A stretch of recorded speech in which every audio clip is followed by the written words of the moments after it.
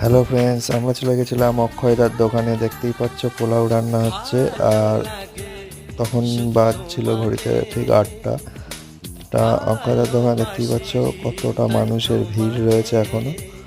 ঠিক আছে, লাইন রয়েছে অনেকটাই। আর অক্ষয়দা এই যে প্যাক করছে খাবারগুলো। আর এখন হচ্ছে কুপন কাটতে হচ্ছে আগে।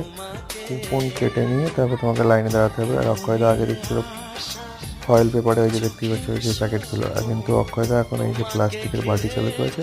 কিন্তু দাম কিন্তু একই আছে যা আগে ছিল, খালি মটনের দামটা বেড়েছে। সো এই ছিল ভিডিওটা। যদি ভালো লাগে থাকে অবশ্যই লাইক করে দিও, প্লিজ প্লিজ সাবস্ক্রাইব করে দিও।